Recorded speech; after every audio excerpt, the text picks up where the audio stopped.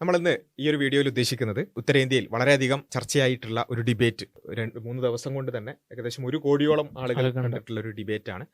ജാവേദ് അക്തറും അതുപോലെ തന്നെ മുഫ്തി ഷമായിൽ നദ്വിയും തമ്മിൽ നടന്നിട്ടുള്ള ഒരു ഡിബേറ്റ്. ഒരുപാട് ആളുകൾ ഒരു പക്ഷേ നിങ്ങൾക്കൊക്കെ യൂട്യൂബിൽ അതിൻ്റെ നോട്ടിഫിക്കേഷൻസും അതിൻ്റെ ഷോർട്സും വീഡിയോസൊക്കെ കണ്ട ആളുകളായിരിക്കും. അപ്പോൾ എനിവേ ആ ഒരു ഡിബേറ്റ് ഉത്തരേന്ത്യയിലൊക്കെ വലിയ ചലനങ്ങൾ ഉണ്ടാക്കിയിട്ടുള്ള ഒരുപാട് പ്രതിധ്വനികൾ ഉണ്ടാക്കിക്കൊണ്ടിരിക്കുന്ന ഒരു ഡിബേറ്റാണ്. അതിനെക്കുറിച്ചുള്ളൊരു ഡിസ്കഷൻ ആണ് ഇന്ന് ഉദ്ദേശിക്കുന്നത്. അപ്പോൾ എനിവേ ഇതിൽ ആദ്യം തന്നെ പറയാനുള്ളത്, പല ആളുകളും കമൻറ്റിലടക്കം നമ്മൾ ആ വീഡിയോ ഒന്ന് സബ് ടൈറ്റിലിട്ട് മലയാളത്തിൽ പോസ്റ്റ് ചെയ്യണം എന്ന് പറഞ്ഞിരുന്നു. തീർച്ചയായും വളരെ പ്രസക്തമായിട്ടുള്ളൊരു ഡിബേറ്റാണ്. ആർക്കെങ്കിലും അത് ഇനീഷ്യേറ്റ് ചെയ്യാൻ പറ്റുന്നുണ്ടെങ്കിൽ നമ്മുടെ ചാനൽ അത് അപ്ലോഡ് ചെയ്യാം. പക്ഷെ നമ്മുടെ ഒരു സമയത്തിൻ്റെ പരിമിതി കാരണം 2 മണിക്കൂറുള്ളത് മൊത്തം സബ് ടൈറ്റിൽ ചെയ്യുക എന്നുള്ളത് റിസോഴ്സ് വെച്ചിട്ടത് ഇറ്റ്സ് എ ഹ്യൂജ് ജോബ്. അതൊരിക്കലും നമ്മളെ ഇപ്പോഴത്തെ അവസ്ഥയിൽ പോസിബിൾ ആകാത്തൊരു അവസ്ഥ ഉണ്ടെന്നുള്ളത് ആദ്യം ഒന്ന് പറയാണ്. അതിൻ്റെ ഇംഗ്ലീഷ് അടക്കം സബ് ടൈറ്റിലുള്ള വേർഷൻസൊക്കെ അവൈലബിൾ ആണ്. അത് ഉപയോഗിക്കുക എന്നുള്ളതാണ് ആദ്യമായി പറയാനുള്ളത്. അപ്പം എനിവേ സംവാദം കണ്ടപ്പോൾ എനിക്ക് പ്രധാനമായിട്ടും ഇത്രയും വലിയൊരു ഡിബേറ്റ് ഉത്തരേന്ത്യയിലൊക്കെ വലിയ ചർച്ചയായിരുന്നു. അതിന് ആഴ്ചകൾക്ക് മുമ്പേ അത് വലിയ ചർച്ചയായിരുന്നു. ലണ്ടൻ ടോപ്പിലാണ് അത് പിന്നെ ലൈവ് സ്ട്രീം ചെയ്തിരുന്നത്. അപ്പോൾ ആ സമയത്ത് നമ്മളൊക്കെ ഇത് കാണുമ്പോൾ വിചാരിക്കുന്നത് വളരെ കുറച്ചും കൂടി നിലവാരമുള്ള ഒരു ഡിബേറ്റാണ് നമ്മൾ പ്രതീക്ഷിക്കുന്നത്. ഒന്ന് ജാവേദ് അക്തറാണ് സൈഡിൽ നിൽക്കുന്നത്. മാത്രമല്ല ഇത് കുറച്ച് മുമ്പൊക്കെ ഇങ്ങനെ ഡിസ്കഷൻ വന്ന ഷമായിൽ നദ്വിൻ്റെ ചാനലിലും മുമ്പൊക്കെ ഇതുമായിട്ട് ബന്ധപ്പെട്ട വീഡിയോസൊക്കെ കാണാൻ കഴിയും, ചലഞ്ചുകളൊക്കെ വന്ന. അതിനുശേഷം ഭയങ്കര സംഭവമായിട്ട് ഏറ്റെടുക്കപ്പെട്ട ലൈവിൽ തന്നെ മത്സരത്തിൽ 6 ലക്ഷം 7 ലക്ഷം ആളുകൾ കണ്ട, മീൻസ് നമ്മൾ ആ സമയത്ത് ടോട്ടലി വർക്ക് ടൈമിലാണല്ലോ നടക്കുന്നത്, കാണാൻ പറ്റുന്നില്ല. അപ്പോൾ ഭയങ്കര സംഭവം ഡിബേറ്റ് ആവുന്നതാണ് നമ്മൾ വിചാരം. അഥവാ 2 ഭാഗത്തുനിന്നും വളരെ ശക്തമായ ആർഗ്യുമെന്റുകൾ വെക്കുന്ന ഭയങ്കരമായി ഒരു ഐഡിയോളജിക്കൽ വാർ നടക്കുന്ന ഒരു ഡിബേറ്റ് ആണെന്നുള്ള രീതിയിലാണ് നമ്മളിത് കാണുന്നത്. പക്ഷെ കണ്ടപ്പോൾ ഞാൻ ഫേസ്ബുക്കിൽ എഴുതിയിരുന്നു. എന്താ വെച്ചാൽ കണ്ടപ്പോൾ എനിക്ക് മനസ്സിലായ ഒരു കാര്യം എന്താ വെച്ചാൽ എല്ലാ നാട്ടിലെയും നിരീശ്വര ശങ്കരന്മാർ തെങ്ങുമ്പോൾ തന്നെ ഒരേപോലെയാണ്. കാരണം വ്യത്യാസമില്ല. നമ്മള് പരസ്പരം പറയാറുണ്ട് നമ്മളെ നാട്ടിലെ നിരീശ്വരവാദികൾ തീരെ പോരാ. നമ്മൾ ഇപ്പോൾ ഈവൻ നമ്മുടെ ലൈവ് ഡിസ്കഷൻസ് ഒക്കെ കണ്ട ആളുകൾക്കറിയാം, നമ്മൾ ശരിക്കും ഒരു പോസ്റ്റർ അടിക്കേണ്ട അവസ്ഥയിലാണ്. നിലവാരമുള്ള നിരീശ്വരവാദിയെ ആവശ്യമുണ്ട് എന്നൊക്കെ പറഞ്ഞിട്ട്. കാരണം ചർച്ചയിൽ വരുന്ന ആളുകൾക്ക് വളരെ ബേസിക് ആയിട്ടുള്ള കാര്യങ്ങൾ പോലും അവിടുന്ന് ഇങ്ങനെ പഠിപ്പിച്ചു കൊടുക്കേണ്ട. നമ്മള് ലൈവ് സെഷൻ എടുത്ത് ലെറ്റ്സ് ടോക്കിന്റെ ഏത് വീഡിയോ റാൻഡം ആളുകൾ കണ്ടാൽ പോലും നമുക്ക് അത് മനസ്സിലാവും. അതൊക്കെ ഒരു 10 മിനിറ്റ് കഴിഞ്ഞാൽ ഷാനു പഠിപ്പിക്കൽ തുടങ്ങും. ഇതാണ് ലോജിക്, ഇതാണ് ലോജിക്കൽ ഫാലസി, ഇതാണ് യുക്തി, ഇതാണ് സയൻസ്. പഠിപ്പിക്കൽ തന്നെ എപ്പിസ്റ്റോളജി പഠിപ്പിക്കുക. ഇപ്പൊ നമ്മൾ ഇട്ടൊരു ലെറ്റ്സ് ടോക്ക് ഒരാൾ പറ്റൂല, സമ്മതിക്കുന്നില്ല, എന്ത് പറഞ്ഞാലും ഇല്ല, പറ്റൂല, സമ്മതിക്കൂല എന്നാണ് പറയുന്നത്. അതേപോലെ വേറെ സമയത്ത് നമ്മള് ഒരാൾ റിജക്ട് ചെയ്ത വാദങ്ങളെ അയാൾക്ക് എഴുതി കാണിച്ചു കൊടുത്തു, മറ്റേ നമ്മള് സ്ക്രീൻ ഷെയർ ചെയ്തിട്ട്, എന്നിട്ട് അക്സെപ്റ്റ് ചെയ്യുന്നുള്ളൂ. വേറൊരു വകുപ്പില്ല, മുമ്പ് നിങ്ങളത് അക്സെപ്റ്റ് ചെയ്താണ് കേട്ടോ, അംഗീകരിച്ചാണ് കേട്ടോ എന്ന് എഴുതിയാലേ അംഗീകരിക്കുന്നുള്ളൂ. അത്തരത്തിലാണ് ഇവിടുത്തെ ആളുകളുടെ നിലവാരം. അല്ല, ഇത് സാധാരണക്കാരല്ല. ഇപ്പം ഇ എ ജബ്ബാറായിട്ട് നമ്മൾ ക്ലബ് ഹൗസിൽ നടത്തിയ ഡിബേറ്റ് അതിലൊക്കെ നമ്മൾ കണ്ടതാണ്. നമ്മളിങ്ങനെ കണ്ടിൻജൻസി വിശദീകരിച്ചു കൊടുക്കും. കണ്ടിൻജൻസി എന്നിട്ട് ഈവൻ ഏത് വെച്ചാൽ ഷാഹുലിന്റെ നമ്മളെ വീഡിയോക്ക് ടൈറ്റിൽ ഇട്ട തന്നെ കണ്ടിൻജൻസി ലളിതമായി എന്നാണ്. ഒരു കുട്ടിക്ക് മനസ്സിലാവുന്ന രൂപത്തിൽ കണ്ടിൻജൻസി വിശദീകരിച്ചു കൊടുത്തു. അവസാനം ഇ എ ജബ്ബാർ പറഞ്ഞത് ഞാൻ നിരീശ്വരവാദിയല്ല, നിരല്ലാഹുവാദിയാണ്. അതായത് അയാൾക്ക് ഇത് പറഞ്ഞു പിടിച്ചിരിക്കാൻ പറ്റുന്നില്ല, അതായത് മനസ്സിലാവാൻ ഒരു നിലക്കും പറ്റുന്നില്ല എന്നുള്ളതുകൊണ്ടാണ് അയാൾ എന്ത് ചെയ്യുന്നത്, നേരെ ഇത് ഗോഡ് എന്നുള്ള വിഷയം പറഞ്ഞാലാണല്ലോ കണ്ടിന്യൂസ് കൊണ്ടുവരുള്ളൂ. അപ്പൊ നേരെ നിങ്ങൾ ഖുർആൻ പറയും, അല്ലെങ്കിൽ ഇസ്ലാം പറയും. അതിനെനിക്ക് കുറച്ച് മുമ്പേ പഠിച്ചിട്ട് കുറച്ച് കാര്യങ്ങൾ പറയാം. നമ്മളവിടെ പറയുന്നുണ്ട് ഇസ്ലാം പറഞ്ഞ അള്ളാഹിനെ കുറിച്ച് തന്നെയാണ് നമ്മൾ പറയുന്നത്. അള്ളാന്ന് പറഞ്ഞാൽ ഈ പ്രപഞ്ചത്തിന് അതീതനായിട്ടുള്ള ഏകനായ. ഇവിടുന്നാണ് തുടങ്ങേണ്ടത്. പടച്ചവന്റെ അസ്തിത്വത്തെ പറ്റി പറഞ്ഞിട്ടാണ് ഇസ്ലാമിന്റെ കാര്യങ്ങൾ തുടങ്ങേണ്ടത്. ആ തുടക്കത്തെ പറ്റി സംസാരിക്കാൻ പോലും ഇവർക്ക് പറ്റുന്നില്ല. ഇവർക്ക് തുടക്കമോ അല്ലെങ്കിൽ എന്താ പറയാ ഐഡിയോളജിയുടെ ആഴങ്ങളൊന്നും അല്ല അറിയേണ്ടത്. ഇവർ പഠിച്ചു വെച്ച കുറച്ച് ടെംപ്ലേറ്റുകളുണ്ട്. ആ ടെംപ്ലേറ്റുകൾ പറയാൻ ഞാൻ ഓക്കെയാണ്, അപ്പൊ നിരല്ലാഹുവാദിയാണ്. എന്നിട്ട് ജബ്ബാർ മാഷ് എന്തുപോലും പറഞ്ഞാൽ ലോജിക്കാണ് നമ്മളിങ്ങനെ പറഞ്ഞുകൊണ്ടിരിക്കുന്നത്. അപ്പൊ യുക്തി പറയുമ്പോൾ യുക്തിയുടെ മാനദണ്ഡങ്ങളും യുക്തിയുടെ അതിരുകളും യുക്തിയുടെ ലോകളും കാര്യങ്ങളൊക്കെ പറയുമ്പോൾ ഇത് ഇയാൾക്ക് പിടിച്ചിക്കാൻ പറ്റുന്നില്ല. മൂപ്പര് പറയാണ് അങ്ങനെ യുക്തി ലോജിക്കൊന്നും അങ്ങനെ എല്ലായിടത്തും ഒരേപോലെ ഒന്നും ആവില്ല. ഈ യൂണിവേഴ്സ് അല്ലാത്ത വേറെ യൂണിവേഴ്സ് ഉണ്ടെങ്കിൽ അവിടെ വേറെ ലോജിക് ആവും. വട്ടത്തിലുള്ള ത്രികോണം വേറെ യൂണിവേഴ്സിൽ ഉണ്ടാവത്രേ എന്ന് വരെ പറയേണ്ടി വന്നു. നോൺ കോൺട്രഡിക്ഷൻ പഠിപ്പിച്ചു കൊടുക്കണം നമ്മള്. ഷാഹുൽ ഇരുന്ന് പഠിപ്പിച്ചു കൊടുക്കണം, പാവം തോന്നും നമ്മൾ കണ്ടാല്. അപ്പൊ അത് പഠിപ്പിച്ചു കൊടുക്കാനാണ് വട്ടത്തിലുള്ള ത്രികോണം ഉണ്ടാവുമെന്ന് ചോദിച്ചത്. അതും ഉണ്ടാവാൻ സാധ്യതയുണ്ടെന്ന്. അത്രയും നിലവാരം. അതായത് ലോ ഓഫ് ലോജിക്കിൽ ഏതെങ്കിലും അംഗീകരിച്ചാൽ, ഇപ്പോൾ നോൺ കോൺട്രഡിക്ഷൻ ആണെങ്കിലും എക്സ്ക്ലൂഡിംഗ് മിഡിൽ ആണെങ്കിലും ഏതെങ്കിലും അംഗീകരിച്ചാൽ ആ അംഗീകരിക്കുന്നവ കയറി നമ്മൾ പിടിച്ചിട്ട് എന്ത് ചെയ്യും, മൂപ്പരവാദത്തിന് എതിർവാദം കൊണ്ടുവരും. അപ്പൊ ഒന്നും അംഗീകരിക്കാൻ പറ്റൂല, നോൺ കോൺട്രഡിക്ഷൻ പോലും അംഗീകരിക്കാൻ പറ്റൂല. ഒരു ഷേപ്പ് ഒരേ സമയം 3 വശങ്ങളുള്ളത് മാത്രമായിരിക്കും എന്താ പറയാ ആവുകയും ചെയ്യാം. അതെങ്ങനെ സംഭവിക്കുക?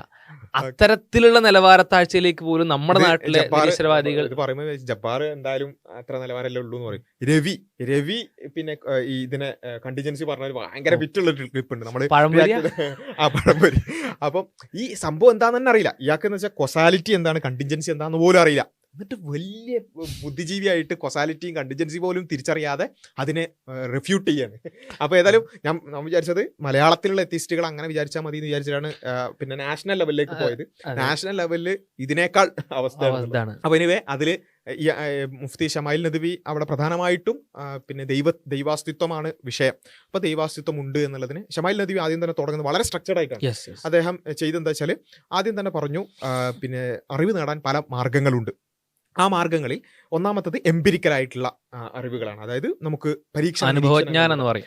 അത് ഒരു നമ്മളെല്ലാവരും അംഗീകരിക്കുന്ന അറിവിൻ്റെ ഒരു മാർഗമാണ്. എന്നാൽ നമ്മളിപ്പോൾ ചർച്ച ചെയ്യുന്ന ദൈവത്തെക്കുറിച്ചായതുകൊണ്ട് തന്നെ ദൈവം എംപിരിക്കലി ഈ പ്രപഞ്ചത്തിനകത്തുള്ള എന്തെങ്കിലും ആണെന്ന് ഞങ്ങൾക്ക് വാദമില്ല. അതുകൊണ്ട് തന്നെ എംപിരിക്കലി ദൈവം ഉണ്ടെന്നോ ഇല്ലെന്നോ പറയാൻ പറ്റൂല.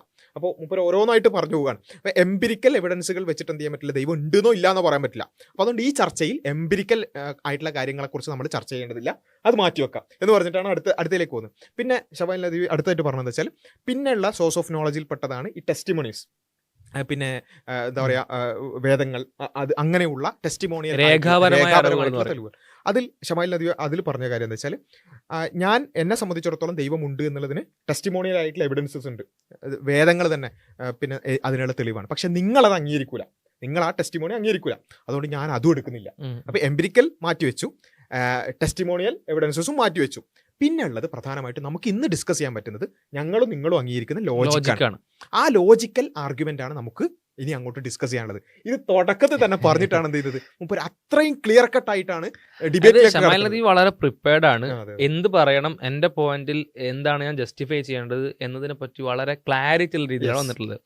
ജാവേദ് അക്തർ രാവിലെ അങ്ങ് എണീറ്റ് അങ്ങ് വന്നിക്കാണ്, ഇങ്ങോട്ട് അങ്ങ് ഇരിക്കുകയാണ്. എന്ത് പറഞ്ഞാലും മതമാണല്ലോ, മതവാദികളാണല്ലോ, അപ്പോൾ ഒന്നും അറിയില്ലല്ലോ, അപ്പോൾ അവർക്ക് ലോജിക്കോ കാര്യങ്ങളൊന്നും ഉണ്ടാവില്ല. എന്ത് പറഞ്ഞാലും ഞാൻ എന്ത് ചെയ്യും, പുല്ലുപോലെ അതങ്ങ് എന്താ പറയുക തട്ടിക്കളയോ അല്ലെങ്കിൽ അതിനങ്ങ് ഇല്ലാതെയാക്കുമെന്ന് പറയുന്ന ആ ഒരു മെന്റാലിറ്റിയിൽ വന്നങ്ങ് ഇരിക്കുകയാണ്. സ്വാഭാവികമായിട്ടും തുടക്കം മുതലുള്ള ഈ പ്രസന്റേഷൻ കണ്ട അങ്ങ് ഇല്ലാണ്ടായി അദ്ദേഹം. ആ ശരീരഭാഷയിലടക്കം കാണാൻ പറ്റും. അപ്പൊ എന്നിട്ട് അങ്ങനെ ലോജിക്കൽ ആർഗ്യുമെന്റ് ആണ് നമുക്ക് രണ്ടുപേർക്കും ഒരേപോലെ അംഗീകരിക്കാൻ പറ്റുന്നത്. അതുകൊണ്ട് ഞാൻ ലോജിക്കലായ ആർഗ്യുമെന്റ് പറയാന്ന് പറഞ്ഞിട്ടാണ് എന്ത് ചെയ്യുന്നത്, കണ്ടിൻജൻസി ആർഗ്യുമെന്റ് അവിടെ വിശദീകരിക്കുന്നത്. എന്നിട്ട് വളരെ കൃത്യമായി കണ്ടിൻജൻസി ആർഗ്യുമെന്റ് വെച്ചിട്ട് ഒരു നെസസറി എക്സിസ്റ്റൻസ് ഉണ്ടായേ തീരുള്ളൂ എന്നൊക്കെ അവിടെ വിശദീകരിക്കുന്നുണ്ട്. അങ്ങനെ ലോജിക്കൽ ആർഗ്യുമെന്റ് പ്രസന്റ് ചെയ്തു. ഇതിനുശേഷം ജാവേദ് അക്തർ 1, 2, 3 അവസരങ്ങളൊക്കെ എടുത്തു. ഈ സാധനം തൊടുന്നില്ല, അക്ഷരം ഉണ്ടാവില്ല. ഒന്ന് കണ്ടിൻജൻസി മുമ്പ് മനസ്സിലായിട്ടില്ല. അല്ല പറയുന്നുണ്ട് എന്താണ് ഈ കണ്ടിൻജൻസി അതൊന്ന് പറഞ്ഞോണ്ടാണ്. പിന്നെ ഹിന്ദിയിൽ വെച്ചാൽ ഈ ഭാഷയിൽ പറഞ്ഞോണ്ട് ഇംഗ്ലീഷ് മാറ്റിയിട്ട് ഇത് പറഞ്ഞുകൊണ്ടാണ്. ഒന്ന് ആലോചിച്ച് നോക്കണം, ഒരു അറ്റ്ലീസ്റ്റ് ഈ രാജ്യം മുഴുവൻ ശ്രദ്ധിക്കുന്ന ഒരു പ്രധാനപ്പെട്ട ഒരു ഡിബേറ്റിൽ ദൈവാസ്തിത്വത്തെ നിഷേധിക്കാൻ ഡിബേറ്റ് ചെയ്യാമെന്ന ആളാണ്, ഏതെങ്കിലും സാധാരണക്കാരനല്ല. അതുമല്ല, ഡിബേറ്റ് ചെയ്യാമെന്ന കേവല നിരീശ്വരവാദി അല്ല ജാവേദ് അക്തർ. ജാവേദ് അക്തർ എന്ന് പറയുന്ന വ്യക്തിയുടെ ഡിബേറ്റ് ചെയ്ത ആളാണ്. യെസ്, മാത്രമല്ല അദ്ദേഹത്തിന്റെ എഴുത്തുകളാണെങ്കിലും പ്രസിദ്ധിയാണെങ്കിലും അത് നേടിയ അവാർഡുകളാണെങ്കിലും, ടോക്കിൻസ് അവാർഡ് പോലും നേടിയ മനുഷ്യനാണ്. അവാർഡുകളാണെങ്കിലും ഒക്കെ ഇന്റർനാഷണൽ ലെവലിൽ പറയാൻ പറ്റുന്ന ഒരു വലിയ ബിഗ് നെയിമാണ് ജാവേദ് അക്തർ എന്ന് പറയുന്നത്. ഏതെങ്കിലും ഒരു ലെറ്റ്സ് ടോക്കിന് ലിങ്ക് എന്താ പറയാ ഫില്ല് ചെയ്ത് വരുന്ന ഒരു നോർമൽ, നിങ്ങൾ പറയില്ലേ നിങ്ങൾ അങ്ങനത്തെ ആളുകളെ കിട്ടുന്നുള്ളൂ, ചില ആൾക്കാർ ഏർപ്പാടാക്കുന്നതാണെന്നൊക്കെ പറയുന്നുണ്ട്. സഹോദരങ്ങളെ, താഴത്ത് വന്നിട്ട് കമന്റ് ഇട്ടിട്ടേ നിങ്ങൾ കുറച്ച് ക്വാളിറ്റിയുള്ള നിരീശ്വരവാദികളെ കൊണ്ടുവരുമെന്ന് നിരീശ്വരവാദികൾ തന്നെ എന്താ പറയാ കഥയുള്ള ബോധമുള്ള നിരീശ്വരവാദികളെ കൊണ്ടുവരുമെന്ന് കമന്റ് ചെയ്തിട്ട് അവരെന്നെ കയറുമെന്ന ഒരുപാട് ചർച്ചകൾ ലെറ്റ് സ്റ്റോക്കിന്. അപ്പൊ നിങ്ങൾ പറയാറെന്താണ്, ഇത് സാധാരണക്കാരായിട്ടുള്ള ആളുകൾ ചർച്ച ചെയ്യുന്നതുകൊണ്ടാണല്ലോ. അപ്പൊ ഈ വിഷയത്തിൽ ആഴത്തിൽ അഗാധ ജ്ഞാനമുള്ള വലിയ ഇത്തരത്തിൽ ചിന്താപരമായിട്ടുള്ള പരീക്ഷണങ്ങളിലൂടെയൊക്കെ ഇതിലേക്ക് എത്തിയ ഈ ഒരു നിലപാടിലേക്ക് എത്തിയ ആളുകളെ കൊണ്ടുവരും എന്നാണ് പറയുന്നത്. അതിലൊക്കെ എന്താ പറയാ ഇതിനേക്കാൾ വലിയൊരു പേര് പറയാനുണ്ടോ? ഉണ്ടാവില്ല. ആ വ്യക്തിക്ക് മനസ്സിലാക്കണം, ആ ജാവേദ് അക്തർ എന്ന് പറയുന്ന വ്യക്തിക്ക് അത്രയും ഉറപ്പിൽ ദൈവമില്ല എന്ന് പറയുന്ന ഒരു വ്യക്തിക്ക് കണ്ടിൻജൻസിയെ പറ്റി അടിസ്ഥാന ധാരണ പോലും ഇല്ല എന്ന് പറഞ്ഞാൽ കേട്ടിട്ട് പോലില്ല എന്ന് പറഞ്ഞാൽ അർത്ഥം എന്താണ്? അതായത് ദൈവമില്ല എന്ന് പറയുന്ന ആ ഒരു നിലപാടിലേക്ക് അദ്ദേഹം എത്തുന്നത്, അല്ലെങ്കിൽ ആ നെഗേഷൻ എന്ന് പറയുന്ന പൊസിഷൻ എടുക്കുന്നത് വെറുതെ സ്വാർത്ഥമായ സ്വന്തം എന്തൊക്കെയോ ചിന്തകൾ കൊണ്ട് മാത്രമാണ്. തോന്നിയത് മാത്രമാണ്. കാരണം എന്താ വെച്ചാൽ അറ്റ്ലീസ്റ്റ് ഡിബേറ്റ് ചെയ്യാൻ വരുമ്പോൾ മറുഭാഗത്ത് എന്തെങ്കിലും യുക്തിപരമായ ആർഗ്യുമെന്റ് ഉണ്ടോ എന്ന് അന്വേഷിക്കുകയും ചെയ്യില്ല. ഇവരെന്താണ് സാധാരണ പറയാറുള്ളത്? എന്തെങ്കിലും ദൈവത്തെ നോക്കും. തെളിയിക്കാൻ വേണ്ടി എന്താണ് മുസ്ലിങ്ങൾ അല്ലെങ്കിൽ എന്താണ് ദൈവവാദികൾ പറയാറുള്ളത് എന്തെങ്കിലും അന്വേഷിക്കൂലേ? അത് അന്വേഷിക്കാതിരിക്കുക എന്ന് പറഞ്ഞാൽ അർത്ഥം എന്താണ്? താൻ പഠിക്കാനോ മനസ്സിലാക്കാനോ തയ്യാറല്ല എന്ന് പറയുന്ന ഒരു പൊതുവെയുള്ള അറിവിനോടുള്ള ഒരു നിരാസമോ, ഞാൻ നേടിയ അറിവുകൾ എല്ലാം ഓക്കെയാണ്, അത് മതി, അത് മതിയാകുന്നതാണ് എനിക്ക്, അത് എന്നെ പര്യാപ്തനാക്കുന്നതാണ്, എനിക്ക് എൻ്റെ ലൈഫ് ലോങ് അത് മതി, ഇനി എനിക്കൊന്നും നേടാനില്ല, ഞാൻ ആ വിഷയത്തിൽ എല്ലാം അറിഞ്ഞവനാണെന്ന ധാരണയാണ്. ആ പൂർണ്ണ ഇഗ്നോറൻസ് ആണ് ഒരാളെ ഈ നിലപാടിലേക്ക് എത്തിക്കുന്നത്. അല്ലെങ്കിൽ ഓക്കെ, എനിക്ക് സംശയമാണ്, ദൈവം ഉണ്ടോ അല്ലേ എന്ന് സംശയമാണ്, ഞാൻ എന്ത് ചെയ്യേണ്ടത്? ദൈവവുമായി ബന്ധപ്പെട്ട് ദൈവമില്ല എന്ന് പറയുന്ന ആളുകൾ ഉന്നയിക്കുന്ന വാദങ്ങൾ എന്തൊക്കെയാണ്? അപ്പോൾ ആ വാദങ്ങൾ പരിശോധിക്കുമ്പോൾ ഒരുപാട് വാദങ്ങൾ മുന്നിലേക്ക് വരും. പ്രോബ്ലം ഓഫ് ഫ്യൂൾ ആണെങ്കിലും പല വാദങ്ങളും മുന്നിലേക്ക് വരും. ദൈവം ഉണ്ടെന്ന് പറയാൻ വേണ്ടി ഉപയോഗിക്കുന്ന വാദങ്ങൾ എന്തൊക്കെയാണ്? ആ വാദങ്ങൾ ലിസ്റ്റ് ചെയ്യുമ്പോൾ അവിടെ ഫൈൻ ട്യൂണിങ് ആർഗ്യുമെന്റ് വരും, കണ്ടിജൻസി ആർഗ്യുമെന്റ് വരും, കലാം കോസ്മോളജിക്കൽ ആർഗ്യുമെന്റ് വരും. ഈ ആർഗ്യുമെന്റുകൾ പരിശോധിക്കണം, ഇത് തമ്മിൽ കമ്പയർ ചെയ്യണം. അപ്പോഴേ ഞാൻ സത്യാന്വേഷിയാവുക. എൻ്റെ ലൈഫിൽ ഏതെങ്കിലും ഒരു എക്സ്പീരിയൻസിൽ എനിക്ക് ദൈവമില്ലാന്ന് തോന്നി, അപ്പോൾ ഞാൻ ദൈവമില്ലാന്ന് തീരുമാനിക്കുന്നവനാണെങ്കിൽ ഞാൻ എങ്ങനെ സത്യാന്വേഷിയാവുക? അങ്ങനെ സ്വാർത്ഥനല്ലാകുന്നത് അല്ലെങ്കിൽ അഹങ്കാരമില്ലാകുന്നത്. എൻ്റെ ലൈഫിലെ ലിമിറ്റഡ് ആയിട്ടുള്ള വഴികളിലൂടെ എനിക്ക് കിട്ടിയ ബോധ്യം, എനിക്ക് കിട്ടിയ അറിവ്, അതിലൂടെ ഞാൻ കൺക്ലൂഷനിലേക്ക് എത്തി. അതും ഇത്രയും വലിയൊരു വിഷയത്തിൽ, അതിനപ്പുറത്തേക്ക് ഒരു കാര്യത്തിൽ ഞാൻ അന്വേഷിക്കുക പോലുമില്ല. അതും കേവല ലൈഫിലെ തീരുമാനത്തെ പറ്റി അല്ലട്ടോ പറയുന്നത്, അതപ്പുറത്ത് കിടക്കുന്നുണ്ട്. ഇവിടെ ഇത്രയും ശ്രദ്ധിക്കപ്പെടുന്ന ഒരു ഡിബേറ്റിന് വരുമ്പോൾ പോലും കണ്ടിജൻസി ആർഗ്യുമെന്റിനെ പോലെ ദൈവമുണ്ടെന്ന് തെളിയിക്കാൻ വേണ്ടി ദൈവവിശ്വാസികൾ ഉന്നയിക്കുന്ന ബേസിക് ആർഗ്യുമെന്റിനെ പറ്റി പോലും ധാരണയില്ലാതെയാണ് വന്നിരിക്കുന്നത് പറയുമ്പോൾ നിരീശ്വരവാദികളിലെ കോമൺ ഇഗ്നോറൻസിനെ, അല്ലെങ്കിൽ പൊതുവായിട്ട് അവരിൽ കാണുന്ന അറിവിനോടുള്ളൊരു വിമുഖതയെ ഞങ്ങളെല്ലാം തികഞ്ഞവരാണെന്നുള്ള ഒരു ധാർഷ്ട്യത്തെയും ബോധ്യത്തെയാണ് ഇവിടെ കാണിക്കുന്നത്. സമൂഹത്തിലുടനീളം കാണാൻ പറ്റും എന്നുള്ളതാണ്. അത് എന്താന്ന് എനിക്ക് ഇപ്പോഴും ഞാൻ വിചാരിക്കുന്നത് ജാവേദ് അക്തറിന് അതിപ്പോ കുറെ മീംസ് ഒക്കെ കണ്ടു. നിങ്ങളൊരു സ്ത്രീയോട് പ്രായം ചോദിക്കരുത്, പുരുഷനോട് സാലറി ചോദിക്കരുത്, ജാവേദ് അക്തറിനോട് ചോദിക്കരുത് എന്നുള്ളത്. അമ്മാതിരി ആ നിലക്ക് പോലും അത് എന്താന്ന് മനസ്സിലാക്കാനുള്ളൊരു ഒരു അറ്റ്ലീസ്റ്റ് ഒരു ഡിബേറ്റിലൊക്കെ വന്നു ആയിക്കോട്ടെ, ഇങ്ങനെയൊക്കെ മാറി, എന്നാലും അതൊന്ന് അറിയണം എന്നുള്ളൊരു അതുപോലും ഇല്ലാതെ ഒരു ഇഗ്നറൻസ്, കംപ്ലീറ്റ് ഇഗ്നറൻസ് മാത്രമാണ് കാണാൻ പറ്റുന്നത്. എന്നിട്ടോ മറുഭാഗത്ത് പറയുന്നെന്താ, ഇപ്പുറത്തെ ഭാഗത്ത് കൃത്യമായി സ്ട്രക്ചേർഡായി എന്താണ് തെളിവ്, ആ തെളിവിന് നമുക്ക് മുന്നോട്ട് വെക്കാനുള്ള തെളിവ് എന്താണ്, ലോജിക്കൽ ആർഗ്യുമെന്റ് എന്താണ്, അതിന് കൗണ്ടർ എന്തെങ്കിലും ഉണ്ടോ, ഇങ്ങനെ കൃത്യമായ സ്ട്രക്ചേർഡ് ആയിട്ടുള്ള കാര്യം. മറുഭാഗത്ത് എന്താ കാണുന്നത്? മറുഭാഗത്ത് വളരെ നമ്മളെ ചായപ്പീടിയൊക്കെ ഇരുന്നിട്ട് അങ്ങോട്ടും ഇങ്ങോട്ട് വർത്താനം പറയുക, അമ്മാതിരി ആർഗ്യുമെന്റ്. ആ നോട്ടത്തിൽ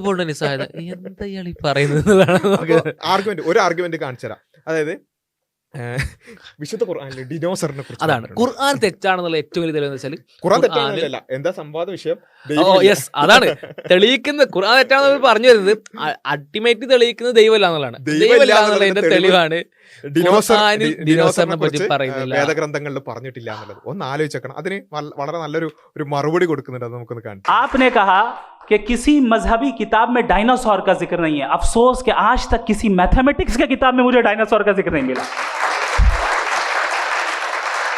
तो इसका मतलब मैथमेटिक्स की किताब बेकार है? नहीं, उसका वो टॉपिक नहीं है. रेवलेशन का और मजहबी किताबों का टॉपिक ये नहीं है कि आपको आके बताए साइकिल कैसे बनाते हैं, या आकर ये बताएं कि जो है डायनासोर कब था.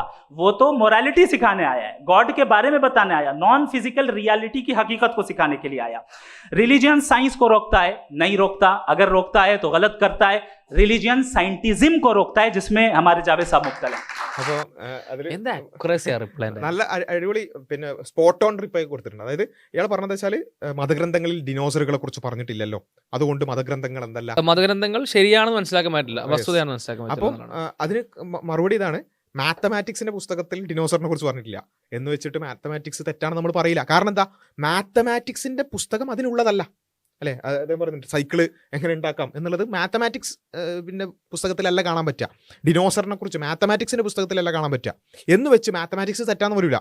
കാരണം മാത്തമാറ്റിക്സിന്റെ ഏരിയ അല്ല എന്നുള്ളതാണ് അതിൽ വരിക. അപ്പോൾ മതഗ്രന്ഥങ്ങൾ എന്തിനാണ്? അത് അദ്ദേഹം വിശദീകരിക്കും. മൊറാലിറ്റി പഠിപ്പിക്കാൻ, നന്മതിന്മകളെ കുറിച്ച് പഠിപ്പിക്കാൻ, ദൈവത്തിന്റെ കൽപ്പനകളെ കുറിച്ച് പഠിപ്പിക്കാൻ, നോൺ ഫിസിക്കൽ റിയാലിറ്റിയെ കുറിച്ച് പഠിപ്പിക്കാൻ. അതായത് ഫിസിക്കൽ റിയാലിറ്റികളെ കുറിച്ച്, ഡിനോസർ ഉണ്ടായിരുന്നു, അല്ലെങ്കിൽ മനുഷ്യൻ എത്ര കാലമായി, അല്ലെങ്കിൽ ഈ പ്രപഞ്ചത്തിന്റെ പിന്നെ പ്രവർത്തനങ്ങൾ, ബ്ലാക്ക് ഹോള്, വൈറ്റ് ഹോള്, ഇതിനെക്കുറിച്ചൊക്കെ നമുക്ക് ഫിസിക്കൽ റിയാലിറ്റികളെ കുറിച്ച് നമുക്ക് എന്ത് ചെയ്യാൻ പറ്റും, പഠിക്കാൻ പറ്റും.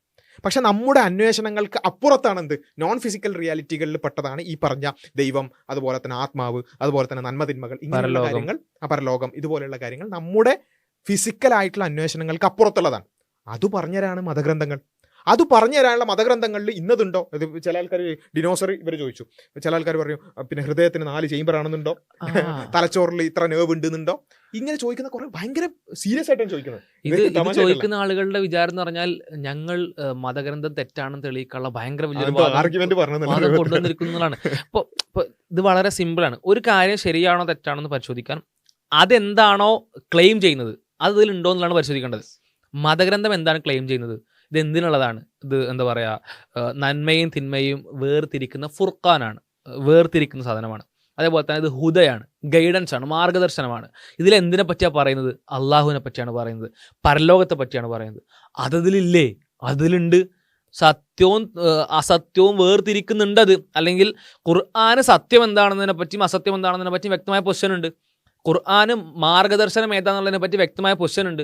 ഖുർആൻ ദൈവത്തെപ്പറ്റി വളരെ വിശദമായിട്ട് പറയുന്നുണ്ട്. അവൻ്റെ 99 നാമങ്ങളും അവൻ്റെ വിശേഷണങ്ങളെയും പറ്റി വളരെ വിശദമായിട്ട് വിശാലമായിട്ട് പറയുന്നുണ്ട്. ഖുർആൻ പരലോകത്തെ പറ്റി വളരെ ആഴ്ച സംസാരിക്കുന്നുണ്ട്. അതാണ് ക്ലെയിം ചെയ്യുന്നത്. അത് നമുക്ക് ബോധ്യപ്പെടുത്തരാൻ വേണ്ടി ചില ഫിസിക്കൽ റിയാലിറ്റികൾ, നമുക്കറിയുന്ന ചില കാര്യങ്ങളെ ഉദാഹരിച്ചുകൊണ്ട്, നമുക്കറിയുന്ന ചില കാര്യങ്ങളിൽ നിന്ന് നമുക്ക് ദൃഷ്ടാന്തം കാണിച്ചു തന്നുകൊണ്ട് ഈ നമുക്കറിയാത്ത ഇത്തരം കാര്യങ്ങളെ പറ്റി പറഞ്ഞു തരലാണ് ഖുർആൻ്റെ രീതി. അപ്പോൾ നമുക്ക് അറിയുന്ന ചില കാര്യങ്ങൾ എന്ത് ചെയ്യുന്നു, അറിയാത്ത ഈ കാര്യങ്ങൾ പറഞ്ഞുതരാൻ വേണ്ടി ഉദാഹരിക്കുന്നു. അപ്പോൾ അതുകൊണ്ട് അല്ലെങ്കിൽ ആ ഒരു സമയത്ത് നമ്മൾ മനസ്സിലാക്കുകയാണ് അറിയുന്ന കുറച്ച് കാര്യങ്ങൾ പറഞ്ഞല്ലോ, അറിയുന്ന കുറച്ച് കാര്യങ്ങൾ പറഞ്ഞാൽ അറിയുന്ന എല്ലാ കാര്യങ്ങളും പറയണമെന്ന്. അതെങ്ങനെ സാധിക്കുക?